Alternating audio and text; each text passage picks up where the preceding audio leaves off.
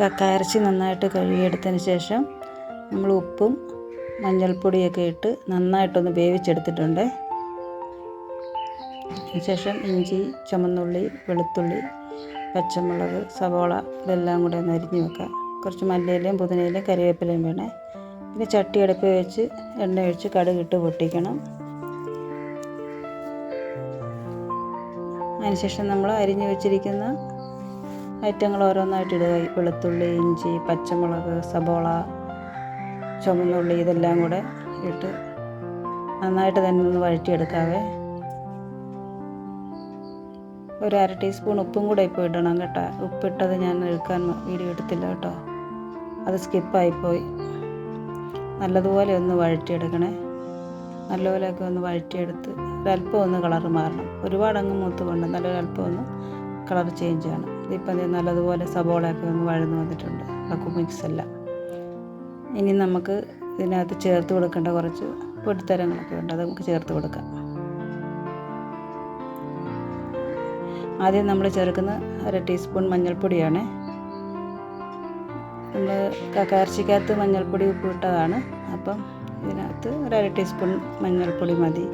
പിന്നെ നമുക്ക് ഒരു 1.5 ടീസ്പൂൺ ഞാനിവിടെ കാശ്മീരി മുളക് പൊടിയാണ് ചേർക്കുന്നത്. നിങ്ങൾക്ക് എരിവ് കൂടുതൽ വേണമെങ്കിൽ മറ്റേ മുളക് പൊടി ചേർക്കാം. പിന്നെ 2 സ്പൂൺ മല്ലിപ്പൊടി ചേർക്കുന്നുണ്ട്. അതിനുശേഷം കുറച്ച് കുരുമുളക് ക്രഷ് ചെയ്തത്, ഒത്തിരി അങ്ങ് പൊടിഞ്ഞു വേണ്ട, ജസ്റ്റ് ഒന്ന് ക്രഷ് ചെയ്തെടുത്താൽ മതി. എന്നിട്ട് അതൊരു 1.5 ടീസ്പൂൺ കുരുമുളക് പൊടി ചേർക്കുന്നുണ്ട്. പിന്നോട് വാങ്ങാൻ നേരത്തും 1 ടീസ്പൂൺ കുരുമുളക് എക്സ്ട്രാ വേറെ ചേർക്കുന്നുണ്ട്. ഇപ്പോൾ ഒരു 1.5 ടീസ്പൂൺ കുരുമുളക് ചേർക്കാം. എന്നിട്ട് ഇതെല്ലാം കൂടെ നമ്മുടെ സവോള മിക്സിനകത്ത് നല്ലതുപോലെ എല്ലാം ഒന്ന് മിക്സ് ചെയ്ത് ഈ മസാലയൊക്കെ ഒന്ന് നന്നായിട്ടൊന്ന് മൂക്കട്ടെ കേട്ടോ.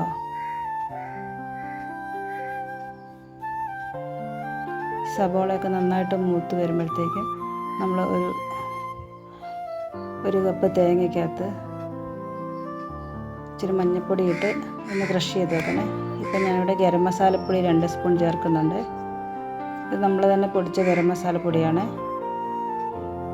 ഗരം മസാലപ്പൊടിയും ഇട്ട് നല്ലതുപോലെ ഒന്ന് വഴറ്റിയെടുത്തതിന് ശേഷം ഞാൻ മുമ്പേ പറഞ്ഞ പോലെ നമ്മൾ തേങ്ങ ചതച്ച് വെച്ചത്, ഇച്ചിരി മഞ്ഞൾപ്പൊടി ഇട്ട് ശകല മഞ്ഞൾപ്പൊടി ഇട്ട് 1 കപ്പ് തേങ്ങ ഒന്ന് ചതച്ച് വെച്ചതുണ്ട്, അത് നമുക്ക് ഇതിനകത്തോട്ട് ആഡ് ചെയ്യാം.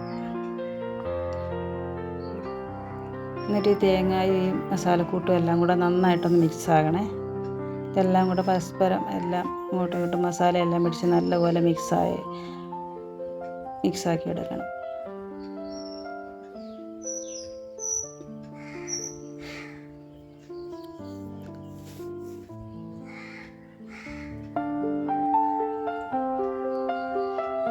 കുറച്ച് പുതിനയില, മല്ലിയില, കുറച്ച് കരിവേപ്പില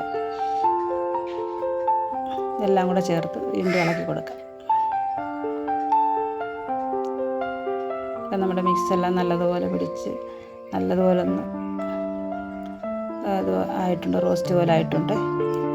ഇപ്പോൾ എല്ലായിടത്തും മസാലയൊക്കെ പിടിച്ച് നന്നായിട്ട് ഇരിപ്പുണ്ട്. ഇപ്പം നമുക്കതിലേക്ക് ചേർക്കാനുള്ളത് നമ്മുടെ വേവിച്ച് വെച്ചിരിക്കുന്ന കക്ക ഇറച്ചിയാണ്. ഇവിടെ 1/2 ലിറ്റർ കക്ക ഇറച്ചിയാണ് കേട്ടോ എടുത്തിരിക്കുന്നത്. കക്ക ഇറച്ചിയൊക്കെ ഇട്ട് ഈ നല്ലപോലെ ഈ കക്ക ഇറച്ചി ഈ മസാലക്കൂട്ടും കൂടെ നന്നായിട്ട് മിക്സ് ചെയ്യാം.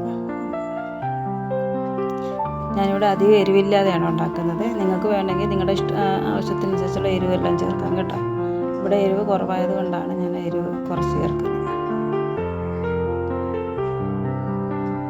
നന്നായിട്ട് മിക്സ് ചെയ്തിട്ട് നമ്മൾ ഒന്ന് മൂടി വെക്കണം. ഒരു 10 മിനിറ്റ് മൂടി വെക്കണം. ഇടയ്ക്കൊന്ന് തുറന്ന് നോക്കണം കേട്ടോ. ഇടയ്ക്കൊന്ന് തുറന്ന് നോക്കി ഒന്ന് വീണ്ടും ഇളക്കി വീണ്ടും അതൊന്ന് തട്ടിപ്പൊത്തി വെച്ചിട്ട് വീണ്ടും നമുക്ക് മൂടി വെച്ച് വീണ്ടും അങ്ങനെ മൊത്തം ഒരു 10 മിനിറ്റ് നല്ലതുപോലെ ഒന്ന് ആവി കയറ്റിയെടുക്കണം. കക്കയിറച്ചി ഓൾറെഡി നല്ലപോലെ വെന്തതാണ്. ഇനി കക്കയിറച്ചിയിലോട്ട് ഈ മസാല കൂട്ടെല്ലാം നല്ലപോലെ പിടിക്കാനുണ്ട്. ഇതിൻ്റെ ഇടയ്ക്ക് ഉപ്പ് പോരെങ്കിൽ ഉപ്പൊക്കെ ചേർത്ത് കൊടുക്കണേ. ഉപ്പൊക്കെ നോക്കുക, മസാലയൊക്കെ കറക്റ്റാണോ, എന്താണ് വേണ്ടതെന്ന് വെച്ചാൽ അതൊക്കെ ഒന്ന് ചേർത്ത് കൊടുത്തേക്ക് കേട്ടോ.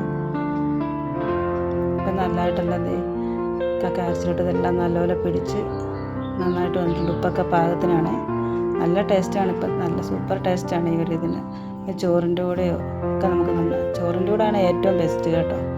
ചപ്പാത്തിയുടെ മറ്റ് കാര്യത്തിലൂടെ അത്രയല്ല, പക്ഷേ കപ്പയുടെ കൂടെ നല്ലൊരിതാണ്. കപ്പയുടെ കൂടെയും ചോറിൻ്റെ കൂടെയും അത് ബെസ്റ്റ് കോമ്പിനേഷൻ.